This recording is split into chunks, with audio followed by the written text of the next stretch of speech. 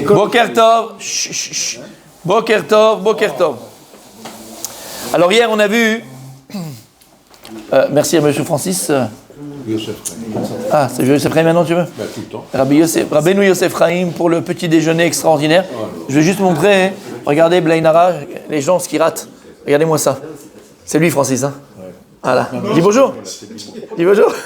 Dis bonjour. Dis bonjour à Madame Lévy. Dis bonjour à Madame Lévy. Non, parce qu'il avait peur que sa femme croie qu'il avait, voilà. Les petits viennoiseries, c'était pour la synagogue. Maintenant, ta femme, elle n'a pas peur.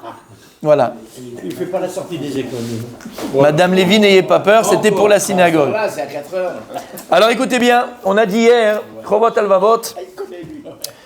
Donc, on n'a pas le droit, donc on a vu qu'on n'a pas le droit de se mettre en danger et de se dire, de toute façon, tout est écrit dans le ciel, Akadosh Baruch Hu, il est là, et donc, même si je me mets en danger, il ne m'arrivera rien. Zalon Nachon. Et il dit, de toute façon, si tu fais une chose pareille, tu te mets en danger. Alors, de deux choses l'une. On a vu hier la première. On a vu hier la première. Première possibilité, c'est que tu crèves. Tu te mets en danger, tu vas mourir. Et si, à cause de ce danger dans lequel tu t'es mis, tu meurs, ben tu es responsable. Tu seras responsable et considéré comme le responsable de ta mort. Comme on a expliqué, comme un assassin, on a expliqué hier tous les exemples. Maintenant, le Rav va donner l'exemple de la Torah, qu'il est interdit de se mettre en danger. Il dit, voilà, où on voit ça par exemple? On voit ça hein, avec Shmuel Hanavi, Alav Shalom. Kasher Hashem shalach oto limshoch et David melech Israël. Lorsque Akadosh Baruch Hu vient chez le prophète Samuel, Shmuel Hanavi, et il lui dit, vous connaissez tous l'histoire, puisque le premier roi d'Israël c'était le roi Shaoul, d'accord? Et pour 2 erreurs qu'il a commises, Akadosh Baruch Hu va enlever la royauté du roi Shaoul et va la donner à David Amelech. Ok. Akadosh Baruch Hu va dire au prophète Samuel, Shmuel Hanavi, tu vas aller chez Ishaï oindre un de ses fils que j'ai choisi comme roi d'Israël. Shmuel Hanavi, il répond à Akadosh Baruch Hu. Dieu il vient, il te dit, regarde mon fils, tu vas aller faire ceci, tu vas faire cela. Tu parles avec Hachem, tu discutes avec Akadosh Baruch Hu, toi. Si Hachem il vient, il te dit, mon fils, j'ai une mission pour toi, tu fais ça. Tu vas parler avec Hachem, tu vas discuter avec lui. Oui, peut-être, je vais voir, attends, pourquoi, comment. Tu vas le faire. Non? Shmuel Hanavi, il dit non. Il dit à Hachem, Akadosh Baruch Hu, je peux pas faire ça. Je vais me mettre en danger. Parce que si maintenant Shaoul, le roi Shaoul, il entend que j'ai oint David d'Amelech, David, il va me tuer. Ah non, Habibi, à qui tu parles? Tu parles à Hachem. Si Hachem il t'a dit, tu penses pas qu'il a pensé à tout ça? Et on voit que Shmuel Hanavi, il n'a pas eu cette réaction de dire, bah c'est entre les mains d'Hachem, c'est Hachem qui a décidé, c'est lui qui m'a dit. Non, il répond à Hachem, Hachem est là avec tout le respect, je peux pas aller. Parce que si je vais, Shaoul il entend, il va me tuer.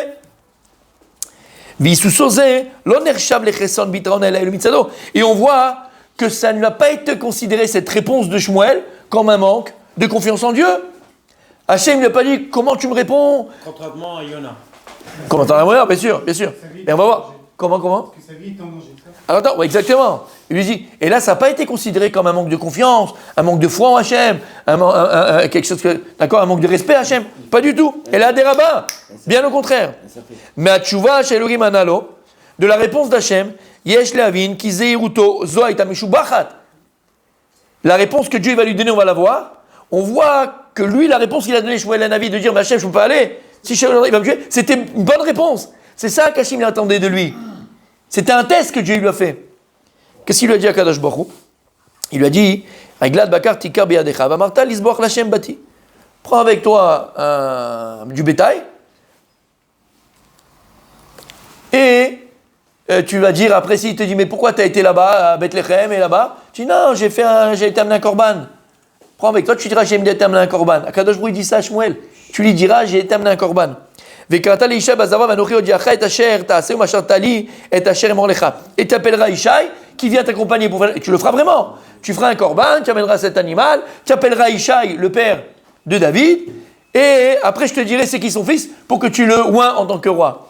Donc de la réponse d'Hachem, on voit que la réponse de Shmuel Hanavi du prophète Samuel à Kadosh Baruch Hu lorsqu'il a dit tu vas aller oindre un fils de Ishaï, il a dit mais je ne peux pas aller. Si Shaoul il l'entend, il va me tuer. C'était une bonne réponse. Et Akadosh Baruch Hu, non seulement il n'a pas tenu rigueur, mais il lui a dit comment faire pour ne pas avoir de problème. Hachem, il aurait pu lui dire, mais écoute, à qui tu parles? C'est moi qui tiens Shaoul, c'est moi qui tiens les gens, c'est moi qui tiens les hommes. De quoi t'as peur si je te demande quelque chose? Il aurait pu lui dire, allez, c'est quoi? Allez, mets-toi de côté, je vais demander à quelqu'un d'autre. J'aurais pu lui dire ça, Hachem. Non? T'as répondu? Bonne réponse. Super. Lama. Comment? C'est pas bon. C'est pas bon. Bien sûr que c'est un test. Bien sûr que c'est pas bon. La même chose, on voit, je fais une parenthèse, d'accord, juste pour. La même chose, on voit, puisqu'on est en plein dedans, Parashat Shemot. On est avec Geulat Mitzrayim, la délivrance d'Égypte, Bezrat Hashem, et on attend la délivrance finale, Bezrat Hashem avec Mashiach. Aval, lorsqu'Akadosh Baruch Hu il dit à Moshe Rabbeinu, Moshe, tu vas aller en Égypte et tu vas délivrer mon peuple. C'est toi que j'ai choisi comme Mashiach. Pourquoi moi? Non. Moshe Rabbeinu, Hashem il vient, regarde, Richard, Hashem il vient, il te dit, regarde Richard, et toi qu'est-ce que tu réponds? Oui. Inéni, d'accord? Voilà. Tu lui dis, oui, je suis là, magnifique. Il te dit, regarde Richard, tu es le Messie.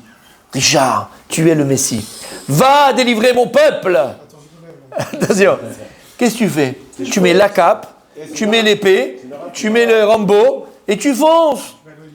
Tu réfléchis même pas. Dieu il te dit, tel Mashiach va délivrer mon peuple. Tu y fonces. Moshe Rabbeinu, il répond à Kadosh Baruch Hu, Midrash Rabbah, pas du tout. Non, messieurs, ramenez ça 1000 fois. Avec moi, on m'a dit.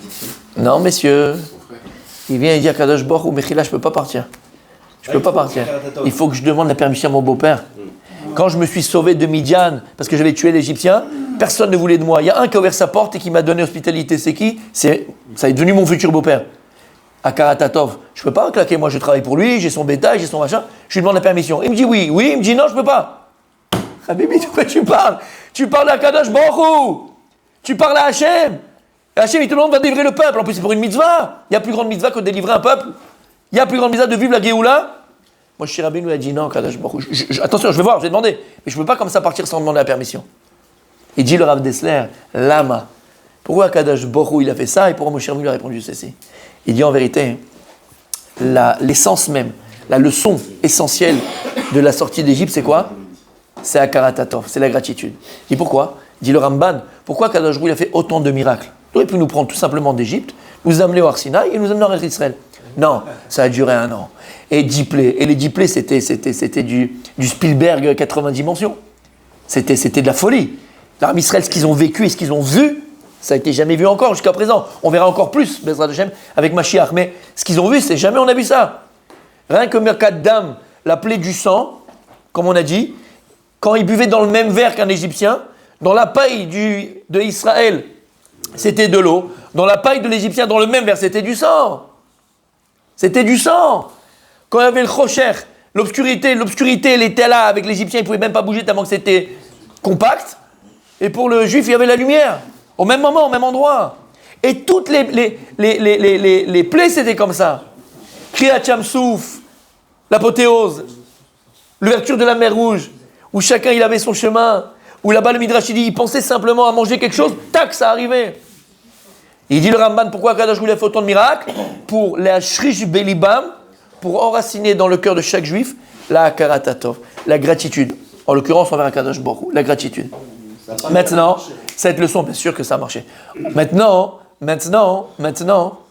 qui va véhiculer cette leçon? C'est le Mashiach. C'est qui? C'est Moshe Rabbeinu. Celui qui va faire sortir les Israël, celui qui va faire ses plaies, celui qui va faire ces miracles-là, par cet intermédiaire, c'est lui qui va véhiculer ce message. Ça va être le message et l'enseignement de Moshe Rabbeinu à Israël à la sortie d'Égypte. Moshe Rabbeinu, il a dit, si moi, j'ai un bgam, j'ai un défaut dans ma karatatov, dans ma gratitude, si moi je ne suis pas à 100%, comment tu veux que je transmette? Tu ne peux pas transmettre les choses comme elles se doivent si toi-même tu n'es pas à 100% avec cette chose-là. On transmet exactement ce que l'on est. D'où la Gemara, il y a fait Meod, Rabbi Marco. D'où la Gemara dans Maset Nedarim, où la Gemara pose la question, elle dit, la Met Gimel, elle dit, pourquoi, la Gemara, elle dit, pourquoi est-ce que Avraham Avinu, il a eu le renesh, entre guillemets, la punition, que ses descendants allaient être esclaves dans une terre étrangère? La Gemara, elle donne 3 réponses. Une de ces réponses, parce que quand lui, il a dit, cette terre, elle sera à toi, il lui a dit, Bema Eda. Il lui a dit, donne-moi un signe que c'est vrai. Alors, au niveau d'Avraham Avinu, c'était un manque d'émouna. Alors, il fallait réparer la émouna. Comment on va réparer la émouna? On va mettre dans un contexte où il n'y a pas d'émouna pour réparer la émouna. Mais là, parce que c'est lui qui va véhiculer la émouna au Ham Israël. On les appelle les Avot, les patriarches. Et nous, ce qu'on a dans l'ADN spirituel, on le tient de nos patriarches, Avot. Comme il dit le Rav Dessler, pourquoi tu verras un juif qui soit aux États-Unis, en France, au Portugal, à Tokyo, au Paraguay, d'accord? Il a 40 ans, 50 ans, 70 ans, 5 ans, 10 ans, 12 ans, l'homme est chez Kalajila, et à un moment donné, il est capable de tout quitter alors qu'il a une très belle situation, tout va bien, pour monter en Eretz Israël, pour l'amour de la terre d'Israël. D'où il a ça? Il dit, tiens ça d'Abraham Avinu. Lorsqu'Akadosh il a dit, Lech lecha me'artzecha, pars de ton pays natal, alors qu'il avait tout pour lui, c'était un prince, Abraham, vers une terre qu'il ne connaissait pas, et ça a été la terre d'Israël, il a transmis dans notre ADN ce pouvoir de pouvoir tout quitter et de monter en Eretz Israël. Et l'amour d'Eretz Israël, comme ça dit le Rav Dessler. Pareil, comment est-ce que tu peux voir que de génération à génération, des millions et des millions de juifs ont été capables de donner leur vie, de sacrifier leur vie, pour une chose. Shema Israël, Hashem, le Hashem Echad. Comment c'est possible? Pour ne pas renier sa foi, pour ne pas renier Akadosh Baruch Hu. Comment? Et il dit Rav Dessler, des gens simples, pas des gens qui ont étudié, machin, tous. Ils sont capables de donner leur vie pour Akadosh Baruch Hu. Il dit d'où on tient ça? De Yitzhak Avinu, Akedat Yitzhak, qui a été capable. Et à partir de ce moment-là, il a donné dans notre ADN cette capacité de pouvoir le faire. Et donc, il donne finalement le Rav Dessler, il dit, nous en tant que parents, on transmet ce que l'on est, avec nos qualités, avec nos défauts. Et si même dans les qualités que même on veut transmettre, ben c'est comme un gruyère, il y a des trous, et ben on transmettra cette qualité avec des trous. Moshe Rabbeinu, qui va être lui le véhicule, le transmetteur de cette mida, de cette qualité qui est la karatatov, la gratitude, qui est le socle de tout le judaïsme. La karatatov, la gratitude, c'est le socle de tout le judaïsme. C'est lui qui va le véhiculer. Lorsque Dieu lui a dit, tu vas aller délivrer mon peuple, il a dit, attends, moi je vais partir comme ça, alors que quelqu'un il m'ouvre la porte, je travaille pour lui, il a besoin de moi, moi je m'en vais comme ça du jour au lendemain. Akadosh Baruch Hu, il a tenu rigueur, Moshe Rabbeinu. Au contraire, ça a été son test. Akadosh Baruch Hu, il a testé Moshe Rabbeinu, est-ce qu'il était apte à véhiculer ce message-là, cette qualité-là, au Ham Israël en Égypte. Et lorsqu'il lui a dit à Moshe Rabbeinu, Akadosh Baruch Hu, attends, il faut que je demande, Kol HaKavod.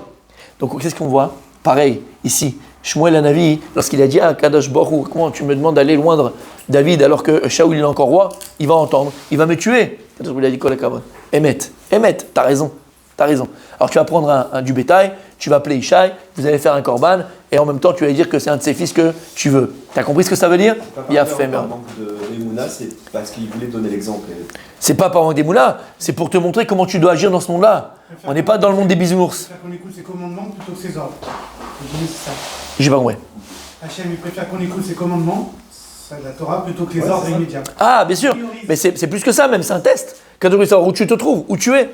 Est-ce que tu as un sechel? La Torah, et c'est ça la beauté de la Torah, c'est ça la beauté. Même à Kadosh Baruch Hu, il vient et te demande, je ne peux pas mettre en danger. Tu as dit dans ta Torah que j'ai pas le mettre en danger? Tu as écrit dans ta... Non mais j'ai compris ce qu'il veut dire. Tu as écrit dans ta Torah que j'ai pas le droit de mettre en danger. Donc je ne peux pas mettre en danger. Je t'écoute en fait à Kadosh Baruch Hu. Je fais ce que tu me dis de faire. Kol HaKavod.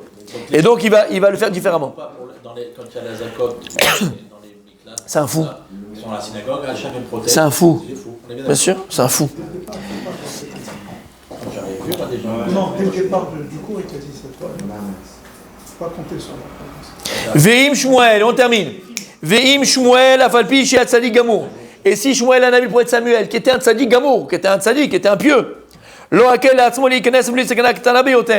il n'a pas pris le risque de se mettre en danger, alors que c'est Dieu qui lui a dit d'aller là. Il ne s'est pas mis en danger. Même si c'est Dieu qui lui avait donné d'aller dans ce danger-là. Alors il dit, à peu de raison, quelqu'un qui n'est pas de sadi comme Shmuel Hanavi, et lui il est là, il dit, mais tu sais quoi, il a été pour faire laver la voiture, c'était 55 shekels, on lui a dit qu'à Tira ou à Taïbé au Léba, c'était 25 shekels, puis le gars, tranquille, il lave sa voiture chez les cousins, pépère, qu'est-ce que tu fais fils? Pour des petites bouteilles de coca, tu vas aller te mettre en danger? Qui t'a dit de faire ça? Qui t'a dit de faire ça? Où il y a écrit dans la Torah que tu as le droit de faire une chose pareille? Tu me dis non, mais il n'y a rien. Zélon Achon. Il y a et il y a eu. Il y a un mois, je vais te dire. Ils sont partis laver les voitures, je ne sais pas si je parlais de ça. Et le type, ça faisait 10 ans qu'il faisait, 15 ans qu'il faisait laver la voiture là-bas. Et bien, un de ces quatre, un terroriste, il est venu, il a tué lui et son fils. Pour laver une voiture pour 25 shekels, tu te mets en danger, Habibi. Là, Shmuel Hanavi, c'est Dieu qui lui a dit, je ne peux pas mettre en danger. Toi, pour moins que ça, tu te mets en danger. Assourd. Et c'est cette ashkafa de la vie qu'il faut changer dans notre tête. Pas se dire Kadosh Baruch Hu, c'est lui qui sait, c'est lui qui... Non, Kadosh Baruch Hu, t'a dit, tu dois te protéger. Et comme il a très très bien dit Rabbi Moshe, D'accord?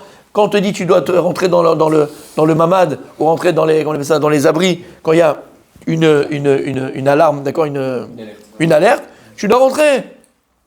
Tu dois rentrer. Non, mais Dieu, c'est Akadosh Brouhi qui veut que tu rentres là-bas. Oh, sinon, tu te mets en danger. Tu te mets en danger, t'es un suicidaire. Et on a vu combien de fois ça a sauvé Baruch Hashem des gens. Combien de fois ça a sauvé des gens. Et malheureusement, ceux qui n'ont pas eu le temps d'arriver, ça a sauvé. Boum, on a vu, c'est quelque chose.